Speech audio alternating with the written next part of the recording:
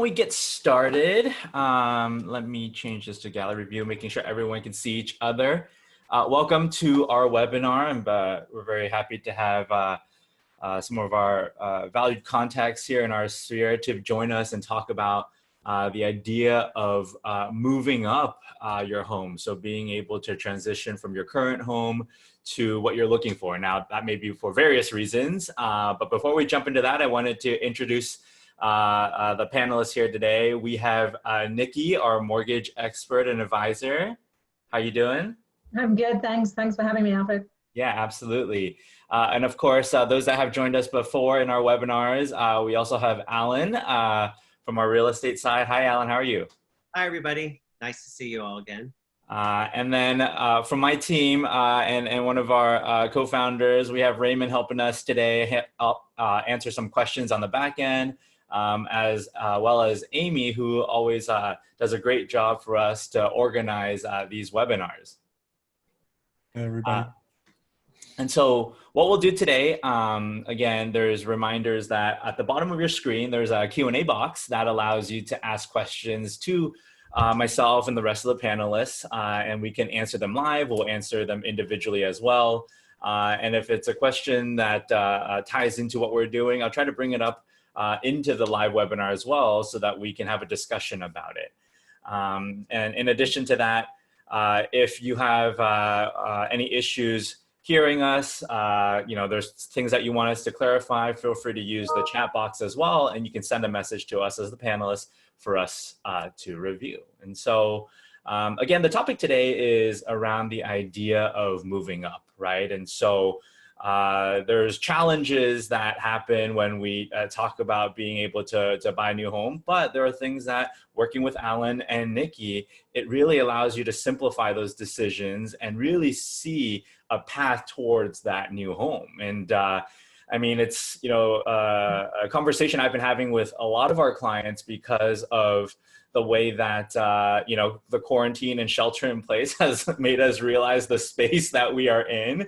And most of us are thinking, oh man, maybe it'd be nice to have a backyard or more space. And so, that's something that is really relevant to our conversation. So I will start out with talking about what we're good at, which is the markets and understanding where we're at. The last couple of times that we've chatted with you were very different even than where we are today. So I'm going to go through that, what we're seeing.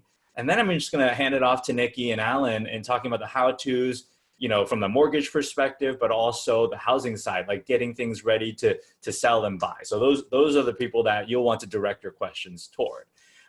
So I'm going to go ahead and launch a poll real quick as I am getting started. Give me a second here. And I'll do that actually as I finish this up. But one of the things that we're seeing in the markets, and if you haven't looked at your accounts in a little bit, feel free to go look at them right now, right? It's been a little bit from March 23rd when we hit a bottom in the market of a 30% decline. And, what we've seen since then in the last 3 months is a full recovery. S&P 500 just turned positive as of Monday. Crazy to think. I don't think anybody was expecting any type of V-shaped recovery. And the question that has come up is that, hey, is it warranted? Are we seeing this market upside? Like, is it justified?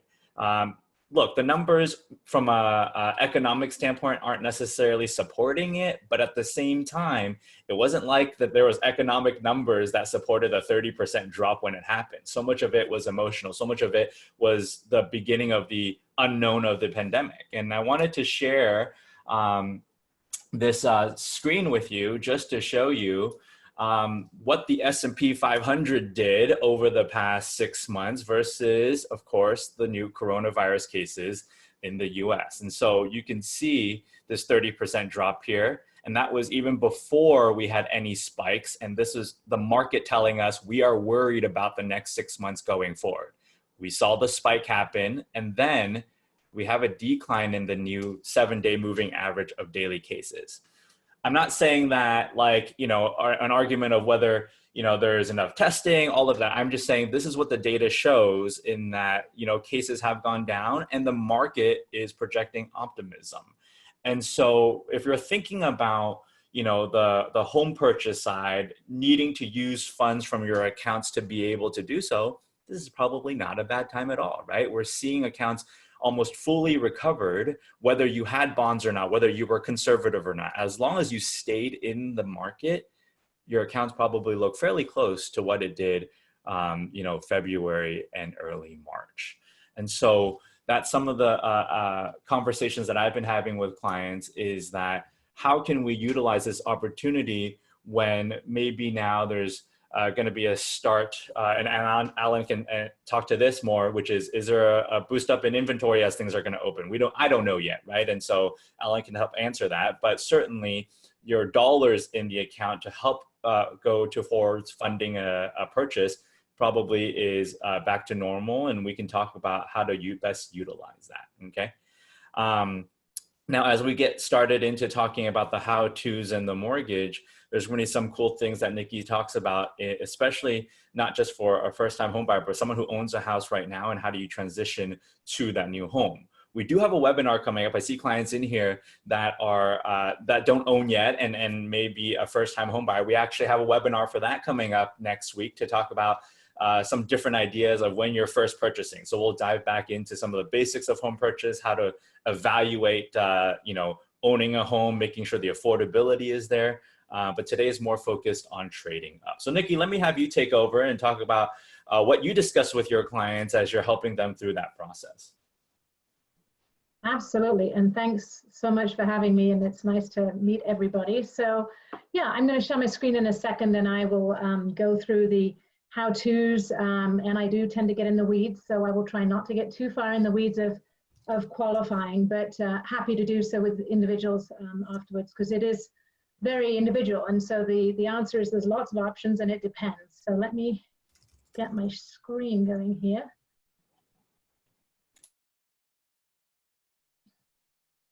All right, is that on? Am I sharing? You're on. I'm on. All right, thanks, Alan. Well, there's just me. Okay. I also see your little Outlook reminder. You probably want to X that out so that we can see the full screen. Oh, look at that. I'm being reminded to come on the call. How about that? Well, good thing you're here. Made the appointment. I'm safe. All right.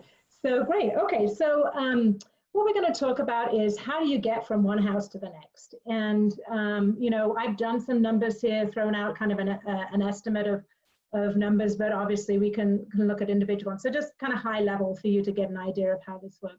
Have I flicked screens with you guys, or has it not changed? Hasn't changed yet. There we go. There you go. Now I changed? Okay, good. All right. So we're going from one house to another house. How do we do that? 9 times out of 10 in this area, much of your down payment is going to be in your current house, in your equity in your home. It's an expensive area, and we're typically fortunate to have some good equity, but pulling money out of assets that you have invested with, with Alfred and Raymond might not be the right time, even though he just did say that it's not a bad time. How can we do that? By leveraging our current equity if we don't want to have to sell first. So what we look at is you've got a down payment. You need to have money that goes into the down payment. We know that. You've got closing costs, and then you've got reserves. So the reserves are how much we have to have left after the close of escrow from a lending standpoint. And so we're in the lending industry very careful to make sure that people aren't, wiping out all of their assets to jump into another house, and then they've got 2 houses to hold. Hopefully Alan can sell the one really fast, but if you're holding 2 houses, we always want to make sure that you have some flow there. So that's the numbers, that's the cash that we're looking at to allocate. So when we're looking at a bridge loan, or any kind of loan that gets you from A to B. So a bridge loan is really just a term we use that term. There is actually no real set bridge product. There's different ways of doing it, but I'm going to go into more detail there. But basically, what we're looking for is, pretty much in any lending, is what is your current earned income? How much do you have in savings outside of the equity in your home? What is the current value of your home? And do you have any existing loans on the property? So those are the things that we look at in our part of what are our options. So that's kind of where I'll start with you, is let's get those 4 questions listed out so I can figure out which bucket you're going to sit into in terms of qualifying. And when I talk about buckets, here are my buckets. So there's different ways for us to help you get from A to B. Conventional lending is what you use to buy your first house. That's the your steady Eddie 30-year fixed. I put money down. I qualified for the mortgage payment. I had enough cash. Great. Not many people in this area qualify to use conventional lending to buy another house, because conventional lending would mean that you have enough money to hold the loan on this old house and the property taxes and the insurance, and enough money to put down on the new house and have the income to support the new house loan, the new house taxes, the new house insurance. So in this area, because the numbers are large, we don't often find somebody who can just buy a new house, basically. So that's where conventional comes in, and most people will sell before they buy in order to get into that conventional bucket, so to speak. Then we go into another bucket called portfolio. And all this means is when I talk portfolio, it means it's held on the books of a bank or an institution, not always a bank, different investors, portfolio loans for the sake of allowing you to do different things. So portfolio lending is where we would see creative loans if you were purchasing and you had unusual credit, or you didn't fit the usual boxes. You didn't fit the Wells and the Chase and the B of A's boxes. We go to portfolio. It just means it's non-saleable. We can't sell it as a mortgage-backed security on Wall Street. We can't sell it to Wells or Chase or any of the big banks that would hold mortgages or the pension funds that buy mortgages. So that's what portfolio means.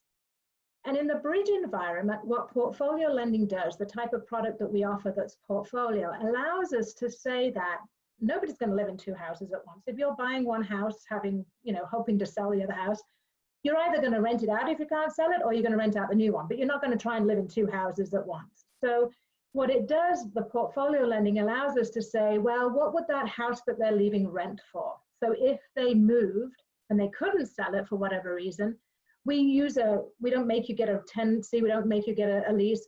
We just use a type of appraisal that tells us what market rents in that area are going for, so that then we can offset your current mortgage payment on your current house, so you don't have to qualify for both of those big payments. It's just a math thing. It's just a way for us to say, in real life, you're not going to hold two payments. So that helps us get the loan on the new house, but we still got the down payment issue. How do we get the down payment to get that loan? Because that loan typically is going to need about 25% down. We do have some 20% options, but that's 20 to 25% down. So that's where that term bridge comes in, which is the taking your equity and trying to liquidate it, get you some of the equity out to put the down payment down to qualify for the portfolio.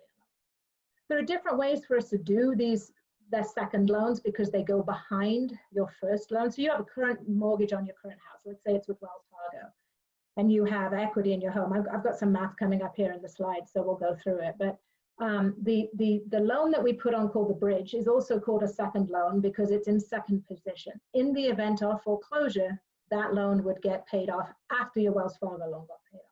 That's why we call them seconds. So if you have an existing equity line, you could use that. You could use your own bridge. That's a bridge in itself. You can't put an equity line on today for the sake of buying a house tomorrow, because an equity line is an owner-occupied loan. So if you're thinking, hey, I might buy a house in a year's time, get an equity line now, because it's cheap and it's easy and it's the cheapest source of funds to use to bridge yourself. But you can't do it if you're about to move. So if you take nothing away from this conversation and you have equity, get an equity line. They're free. Just go get one. We offer them. It's just a great insurance policy. Should you ever want to access your equity, it's a great insurance policy. Typical costs are about $75 a year after the first year. So anyway, that's an aside note. If you don't qualify in this portfolio bucket, so sometimes still people don't, the rental income offset isn't sufficient to cover a bridge payment and your current payment and your taxes, we fall into this other bucket called private. And that is a wonderful product. I've done a lot of private lending over my years of lending. And it's much more flexible. It looks at the situation of, once everything's said and done and all your house is sold, what does life look like? If I can get you a loan in that part, pretty much the private loans will do a private loan. So we'll do the private loan as long as we know there's a takeout option. I would never put you into a private loan if I didn't have a good exit strategy for you. So there's that. Okay, so those are my buckets. Alfred, feel free to jump in if there are questions. I'm just going to. Yeah, actually, no, I know it's. I did have something. I mean, maybe clarify with our audience, different lenders look at rental income differently, right? Like you may say, I think you said, look at average rents, but other lenders could be more strict with that process, right? Yeah, most of your conventional lenders will not allow you to use a rental survey. It's going to fall into your portfolio bucket. And most of those, if they allow it, will allow us to use 75% of an appraised value market rents. But yes, there's different places where we use rental income to offset. It might be if you're buying an investment property. If you've never bought an investment property before, you're probably not going to be allowed to use rental offset. In the good old days, before we had a financial crisis and before guidelines tightened up, we could.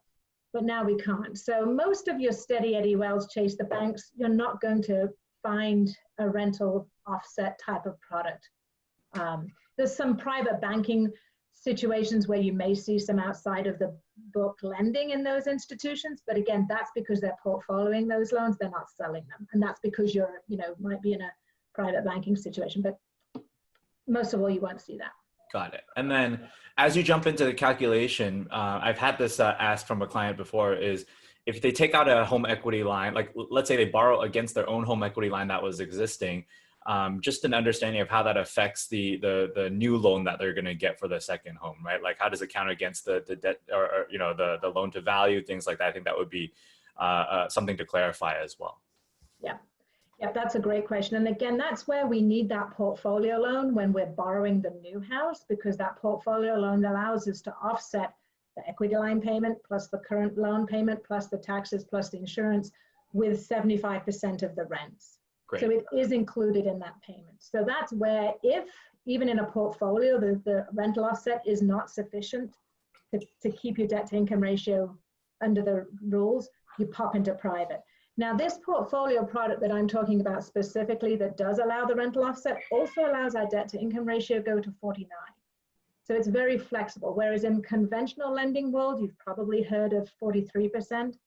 And I'll go in a little while, I'll go to what the heck I'm talking about with debt to income ratios. I'll actually show you the math there just to help people understand that. Awesome. And as you jump to the next slide, I just wanted to point out that the poll that we have going on right now says, are you looking to buy before you sell your current home? And of course, I had an idea of what our audience would say. About 75% of you out there is saying that, yeah, I would like to buy before I sell. And that makes sense. I don't know that I would want to move out, put my stuff somewhere, right? There is a portion of you that is okay to sell before you buy as well. And that changes things a little bit. It makes things from a lending perspective likely easier because you have the cash on hand, you have the down payment. And so that does make the process a little simpler on our side, but on your side, you have to be the one that makes the sale, the move, and all of that prior to moving back in your new home. So just giving you guys a sense of what the audience is thinking, and most of everyone is falling into the sense of needing something like this and understanding this to be able to get into the new home. Yeah, no, it's the logistics of moving out, packing up all your stuff, especially if you've got kids, young kids, moving in, renting it out, or not renting it out, but cleaning it out. I mean, Alan's the expert at getting all of the logistics of this piece done. It's not fun. And when I go through the math or the cost of even private, private is not cheap. But sometimes when you look at the actual cost of moving out, renting, and all of the coordination, it's a cost of doing business. It's the privilege of being able to buy before selling, and it's worth it. So we'll go through that. But good points. Thanks. So this is just real high level. This bridge loan is that second loan that I'm talking about that allows us to get the equity to put the down payment on the new house. And they vary. They vary on your qualifying and they vary on the equity in your home. But if you already have an equity line, you're probably at 3.4. You're probably lower than that now, actually, because time's gone down since I wrote this. But anyway, you might be lower than that. So equity line's awesome. That's the great cheapest way to do it. But then a private loan is sitting today somewhere around 7 7/8 with 2 points up front. So that's the worst case it would be. And a little while later, I'll show you how we do the math of a private loan, just so you know that that's the worst case that could happen. These used to be up closer to 9 or 10%. So the beauty of the fact that the interest rates have gone down is these have gone down too. So again, I will always go through the math with you just so you know, okay, this is going to cost me $60K. Is it worth the $60,000 to move out? Which is better? We'll go through that. So here's some math. On the left, we have our current house. So let's just say our current house is worth $1.5 million, and we have a $750,000 loan on it. Most bridge programs right now will go to 70% loan to value. We do have equity lines that will go higher, and our bridges used to go to 80 until the COVID. So I think that will come back. We just wanted to see what the heck's going to happen with real estate values. Kind of like the stock market did its thing. What's going to happen? Is anything going to change? So I suspect that that pendulum will come back. But just in this example, that would give you access to 375,000. Alan says up. Okay, good. Yeah, I agree with you. From what I'm seeing, it's all going up in a good way. Let's see. So then on the right-hand side, you've got your new home. You've got, let's say it's 2.2. You can qualify for that flexible loan. So there's my asterisk there that go down to the bottom. This is that flexible loan that I'm talking about that allows us to offset the PITI, which is your principal, interest, taxes, and insurance. And I could also add and bridge interest, if any, to offset it with rental income. So in this particular case, that would be $1,760,000 loan amount. So we get 375 from our bridge. We need 440 because that's 20% of 220, obviously. So we need additional 65,000. That's just for the down payment. Of course, remember on that very first slide, I said we had closing costs. So I would estimate 1% of the loan amount, probably way too high in this case. But you know, from a cash flow perspective, it's a good kind of high level number for you to just think of having access to. So that's the math there. You're not going to have to come up with that. I've done many where we actually don't have to come up with just the 3% deposit, no more than that. So it just depends on how much equity you have. So as I spoke earlier on, this is the mathist of what we talk about debt to income ratio. You have principal and interest, that's your mortgage payment. So for our first time home buyers out there, we'll do this in way more detail next week, but your principal and interest is kind of the equivalent of your rent. That's what you pay the bank, your taxes, your insurance. We divide that by your income to come up with what we call the housing ratio, and then we add to it your other debt to come up with what we call your total debt to income ratio. So other debt is credit cards, student loans, car payments, things that are on your credit report. It's not your car phone, it's anything that's showing that's actually listed on a credit report. So we take the PITI plus the other debt, divide it by your monthly income, gross monthly income, not net, and that's where we come up with a debt to income ratio. And in this flexible loan that I keep going back to, that portfolio, how do I get from A to B without selling A? That loan does allow that number to go up to 48, as I said, whereas most conventional lending, you stop at 43. Just as a quick side note, on the income, we do have many different sources, especially in the Bay Area, of income. So bonus income will average your bonus for the last 2 years. So whatever you got in 19 and whatever you got in 18, unless 19 is worse than 18, then we're going to look at, is something happening with the company? So we'll only use 19, we'll use a 12-month average of 19 and look for what have you received in 20. But that's typically how we look at it. We also use, a lot of people get their income from RSU. So we do have options to use the RSU. The calculation is complicated. We do have some that allow us to just take literally what you got in cash, W-2 cash, and divide it by 24 for the last 2 years. That's unusual. Most of them will do a complicated calculation of average stock price over the last 2 years versus the current stock price. We take the lower of the two, average number of shares you've sold over the last 2 years, number of shares you've got vesting for the next 3 years, lower of those two times by that lower stock price that I just talked about. That's kind of really super high level. That's our way of saying what's kind of likelihood of them getting, how much income are they likely to get from RSUs. So if you've just joined a company and you've had 1 year of RSUs, you'll probably find you can't use them unless you came from like Facebook to Google or, you know, some equal kind of comp type. But normally you've got to actually be there almost 3 years because we need 2 years of vesting, not just 2 years of awards, but 2 years of vesting. So it takes you a year to vest, then 2 years of earning it, then we can start using the income. There are caveats to all of that though. So if anybody has a question, feel free to reach out.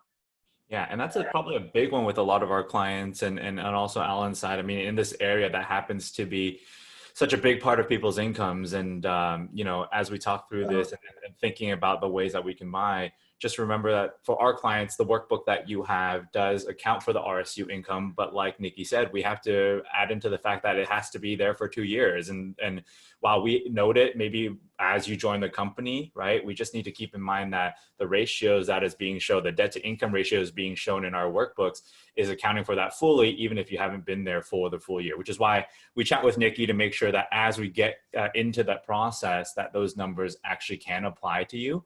And so just take note for the clients that have large RSU incomes that we'll need to dive a little bit deeper to make sure that we can get you qualified correctly. Yep. right, so here's another one here to just show the actual qualifying math. So we did the numbers of buying, selling the $1.5 million home to, how does that work from the qualifying standpoint? So you've got an existing loan of $750. Your current principal, interest, taxes, and insurance payment is $4,700. You've got potential rental income of $5,000. We take 75% of that.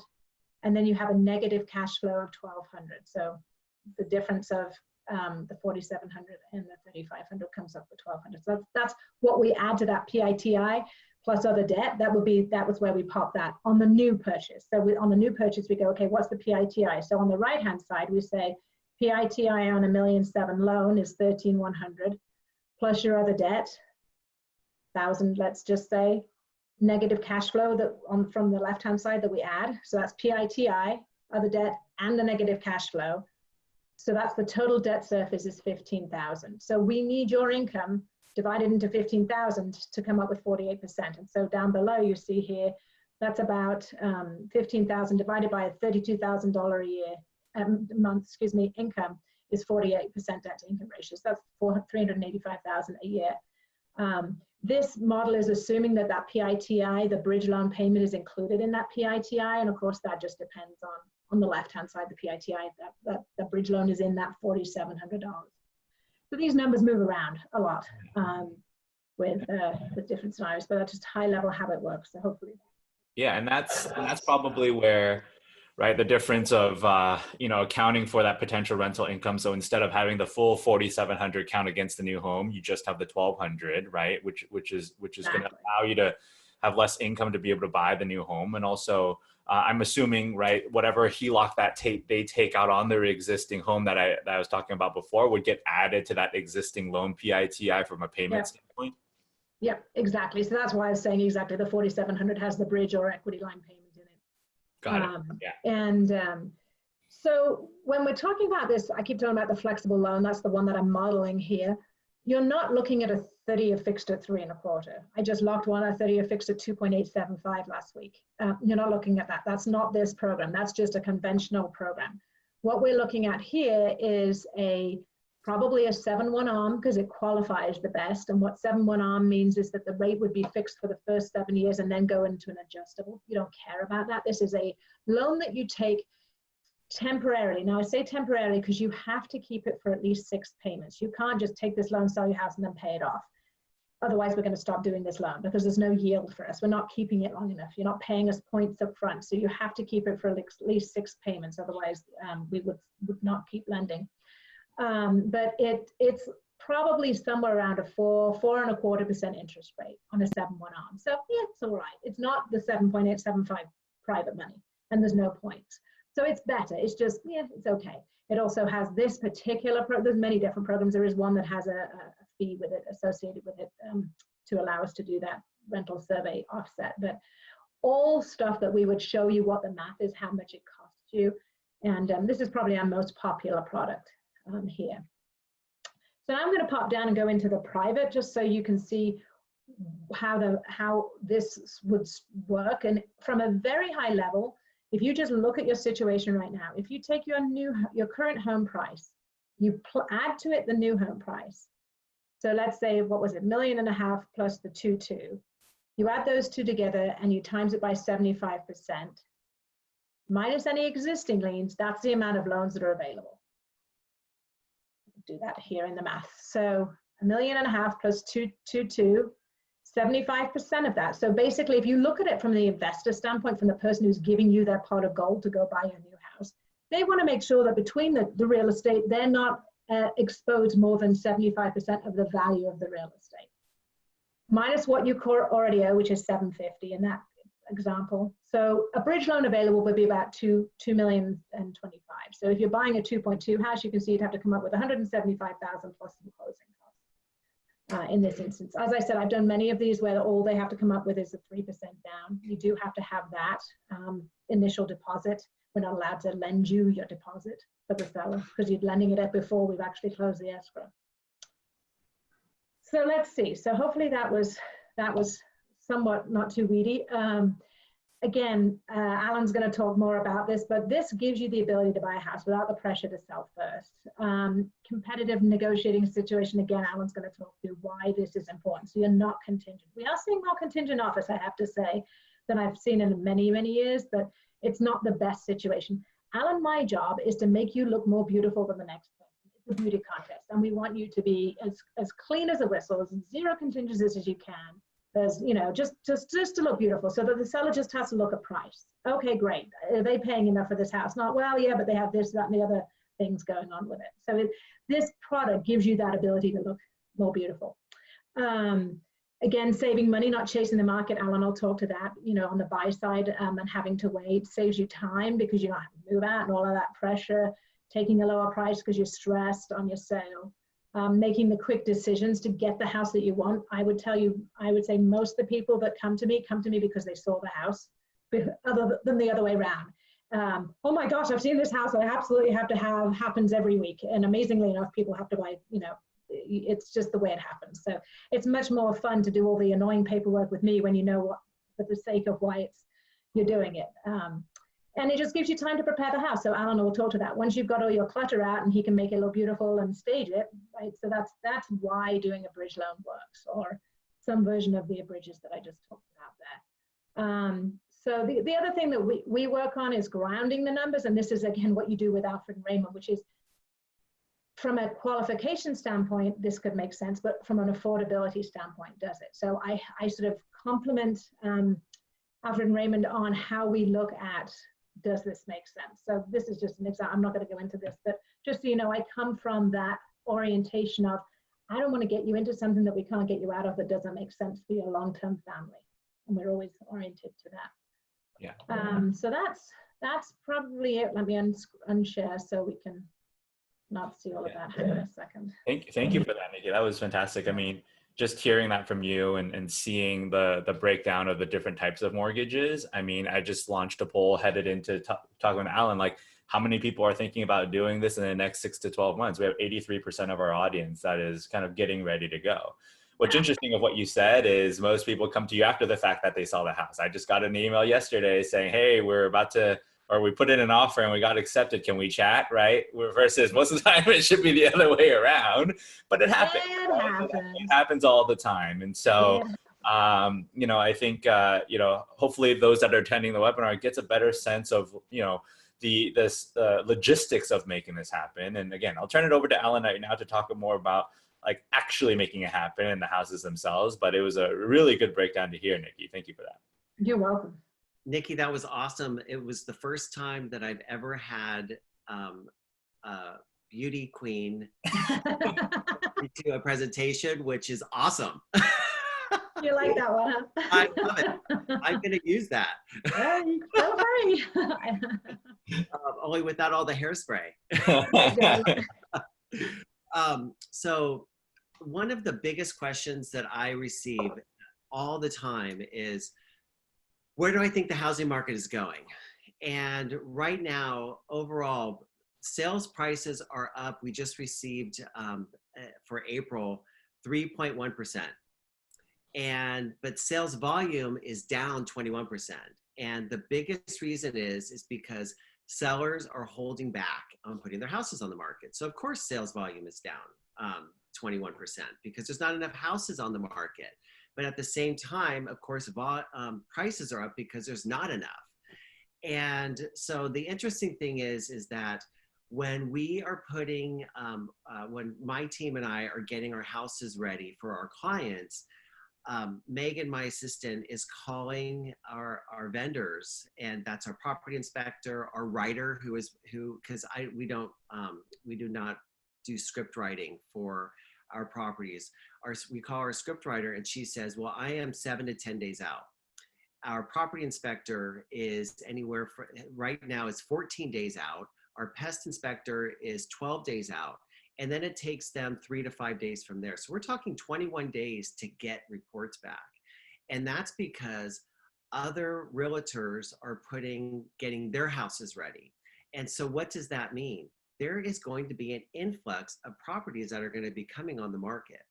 And I've been talking to agents all around the world from Paris, Rome, Chicago, Scottsdale, New York, Beverly Hills, you know, right here in San Francisco. And they're recording strong, the same thing. They're recording strong sales market pricing and low inventory. And same thing where the overall sales volume is down. And we are fortunate where we live. The unfortunate part is the unemployment within the country is, you know, what is it? I think it's 1 in 8 people, 1 in 7 people are unemployed. But the interesting thing is, and people have heard me say this, is that 1 in 6 Californians has the real estate license. And get this, I know 3 people that are studying to get their real estate license. 3 people right now. And that's not changing. People are still out there to get the real estate license. Buyers are still getting deals right now in the Bay Area because of that, because what's going on is they're able to, on certain homes, they're able to not write offers with multiple offers. They're able to write offers with contingencies. That's with a loan contingency, an appraisal contingency, an inspection contingency. And, you know, a client of mine, and I've spoken about this, you know, I met with them, I want to say it was like 3 weeks after shelter in place. And they were a referral. I met with them, I want to say it was on a Tuesday, or I believe it was a Tuesday. And we had a great conversation. They lived in Belmont. And what transpired was they said, how long is this going to take, this process? They have a house to sell, but they needed to purchase. They wanted to purchase in San Carlos. And I said, it could take 3 weeks. It could take 3 months. It really depends on when we find a house. And that night, a house came about on my email. And what happened was I sent it to them. They got pre-approved literally within a matter of days. And I showed them the house on a Saturday. I only showed the husband. The wife did not see it. And they were like, Johnny on the spot. It was like, bam, everything they needed to do. By Wednesday, we met with my director of operations. They ended up getting the house scrubbed down, boxed up. And by, I believe it was Wednesday night, made everybody's head spin. We had 2 offers. And, oh, I forgot to tell you, their offer got accepted Saturday night. By Sunday, we were in escrow on the house in San Carlos that they had written on. And so what transpired is, within 45, 60 days, not only did we sell their house, we got them into contract and they were in their new house. So all of this happened with a contingency to sell their house and a loan contingency and appraisal contingency by having all their ducks in a row in the last minute and writing an offer while getting their home ready. So it's possible to do. And as I've said before, and I'll say it again, I believe in California, we were very, very fortunate. Our governor shut us down early with shelter in place, and we've had the least amount of casualties. At the same time, we've been very lucky where we live in our economy. And in the 3rd and 4th quarter, we're gonna bounce back stronger than ever. Unfortunately, maybe not in the restaurants, maybe not in the shops, but the next tier up. And if you're thinking of purchasing and you're thinking, I'm going to get a better deal in 2021 and things will be better then deal wise, you may want to think again, because I think you're going to be one of those, I wish I would have. It's going to be that type of a year. And so think now of what you could be doing. You know, on the Alan Canas team, our slogan is "We get you more." And the average agent's goal is to get their sellers, when they're doing improvements, for every dollar they put in, to get them $1 to $2 back on that $1. Our goal is to get $5 to $7 back on that investment, or if not more. And we typically exceed those expectations. We know how to target prepare a home and market it for the most targeted buyers, profiles, and markets. Most agents prepare their clients to come in over budget of anywhere from 10 to 20%, where we pride ourselves, and I have to give credit where credit's due, and that's Gina, my director of operations. And she comes in under budget, continuously under budget. And our second motto is a team outperforms an individual. I can't do it alone all by myself, and a team works behind me, and they're behind the scenes. We have an amazing team. My clients never get handed off, but what happens is that they work alongside of me, behind me, etc., and they assist to getting my clients more, because at the end of the day, they want more. So with that, Gina, my director of operations, what she does is with the sellers, when they are ready and prepared, she assesses the seller's needs and schedules a walkthrough for design assessment. She does a site measure and cost estimate, and she also does financial assessment in regards to budget. And she sits down and figures out what's working to get the maximum design and potential. And she creates a timeline and figures out what's going to best work with the client. And we figure out from there assistance on clearing out the property that's going to best work with the client and their timeline, and go from there. At the same time, I'm creating a cost market analysis, assuring it all makes sense, because we don't want to produce for a property for the neighborhood, and we want to make sure what makes sense for the client. And we create a budget and schedule quotes. And let's say a client doesn't have a budget, and that's not a problem, because Coldwell Banker has what's called a revitalized program. And I'm not going to go into it now, it's just a little too much. And so, but when I talk to a client on the phone, I'll go over that with them. But we put together a proposal for the seller, and we schedule dates, finalize timelines, etc.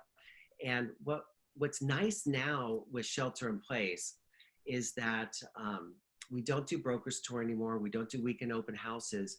We get what's called true buyers that come through.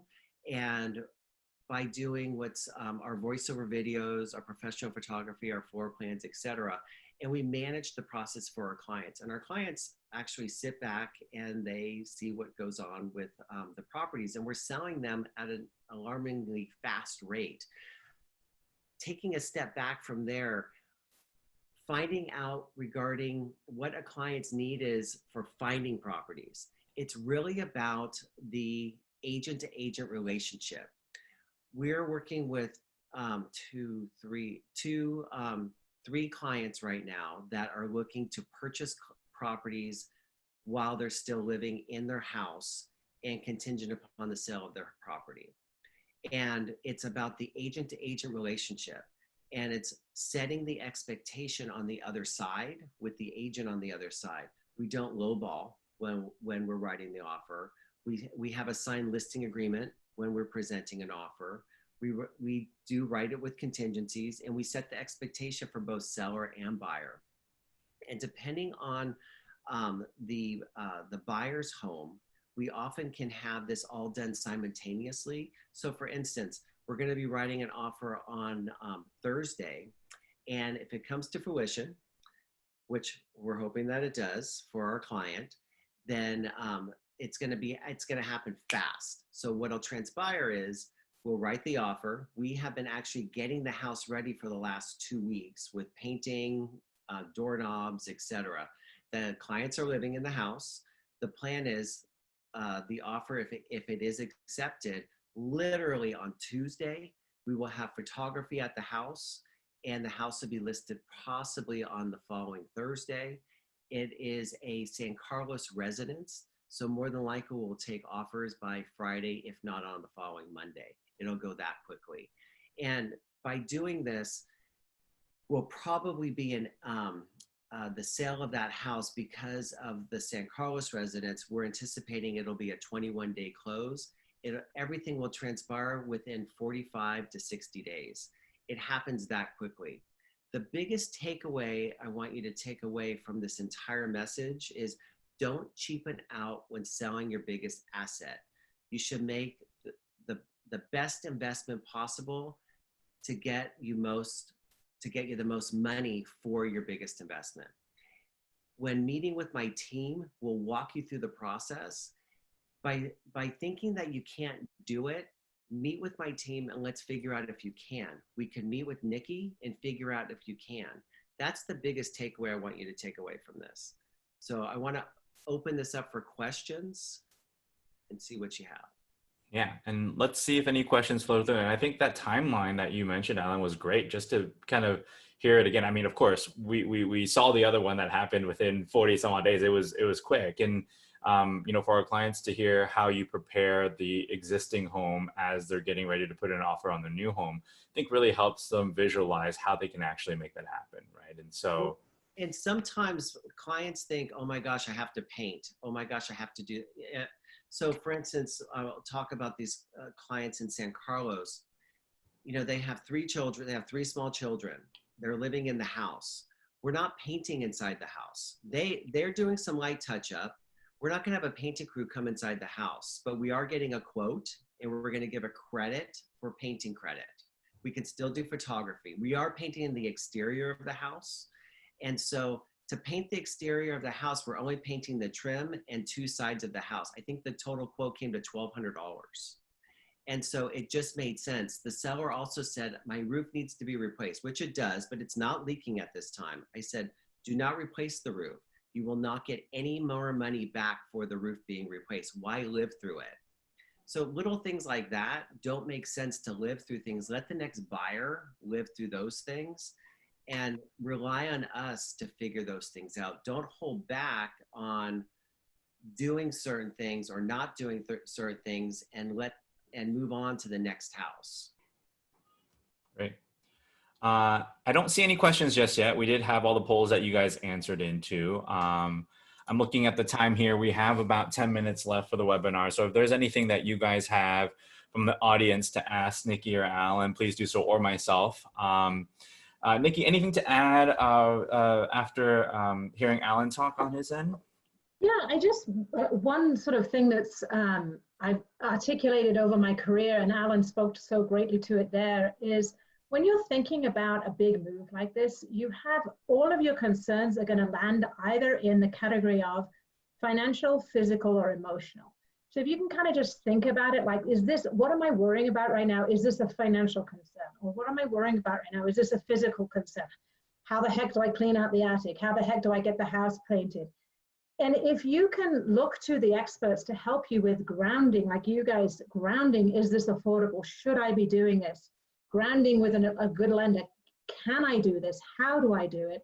And then you don't really need to do a lot of grounding. Does Alan's team take care of that physical piece? Then as a homeowner looking to do this, you can sit with the emotion. Where do I want my kids to play? What school district do I want? Am I going to miss my neighbors? What if my new neighbor's going to be like? Do I get to, you know, walk to the park? And, you know, like, just so to have you settle with, live in the emotional concerns, live in that drama of, oh my gosh, is this, can I do this? But don't worry about the physical stuff. I personally worry about the physical stuff. It scares me the heck out of me. The thought of cleaning 18 years worth of stuff from my attic, I just can't even go there. But when I hear Adam talk about it, I'm like, oh, okay, well, he can figure that out. And then you guys, and between you and me, you know, we can ground and help that financial piece, so you know what you can do. Mm-hmm. Because if you take away that worry, you know, that funny feeling that you get in the pit of your stomach when you're about to do something big, with the financial piece, once you know, no, I got this. I've grounded my expenses. I know what I'm spending on other things. I know about private schools. I know about college savings. You know, I feel comfortable. I can still go on vacation. I can feel confident. I'm not eating top ramen. Then you can just focus on that emotional move. And then also just the, you know, the numbers of, is this move worth it to me? So when you're bidding with Alan on a property, you know what, 2.2 is my max, and I'm happy with that. And if some other crazy person is willing to pay 2.4, that's fine. I can't pay it. This is my, you know, so just my point is get yourself grounded in the numbers is the first place to start. Don't even think about the physical piece. The team can help with that. And then you can just kind of sit in the emotional. So hopefully that helps. Yeah. Well, and thank you, Nikki. And my team does all the heavy lifting. And that's the nice part about it. So we're set up for that. And you know, and I do want to reiterate that when it comes to writing the offers, sellers are looking at the numbers. Mm-hmm. And so when you have, and this happens time and time again, you have a cash buyer And cash buyers will say, you know what? We are right now in COVID time. We're now in shelter in place. I'm going to look for the deal. And here you have a seller, you have a buyer right here that has to sell their property, and they're with an experienced real estate agent who says, this is fair market value for this house. If you pay fair market value, not overpay, but fair market value, you're going to be living in this house for the next 10, 15 years. Pay fair market. And let's say it's $25,000, $30,000 worth of fair market value over the cash. Most sellers, if they see that your house is in, like my clients that are in San Carlos, they have a product that is sellable product. They're going to say, you know what, for $25,000 or $30,000, that's worth it to me. Absolutely. And that's a lot of money. And that's how we want to frame it for our clients, right? It's as much qualitative as it is quantitative, right? The quantitative side, you get the numbers. We know the top end that we can afford. We know that top end number means that we can still hit those long-term goals that we've discussed.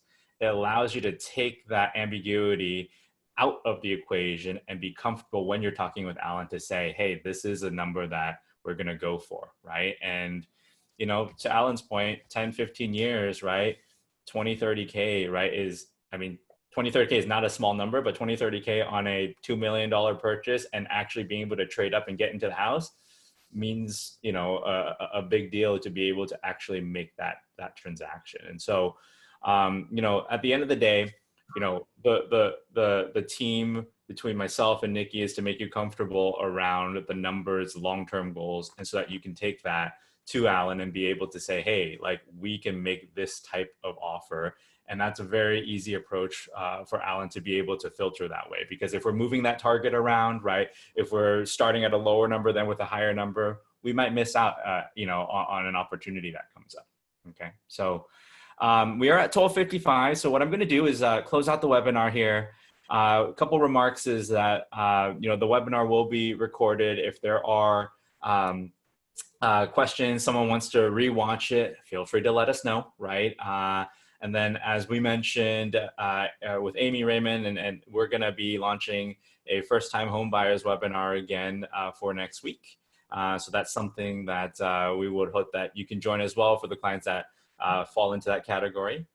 Amy Raymond, anything to add on your guys' end before we close out here?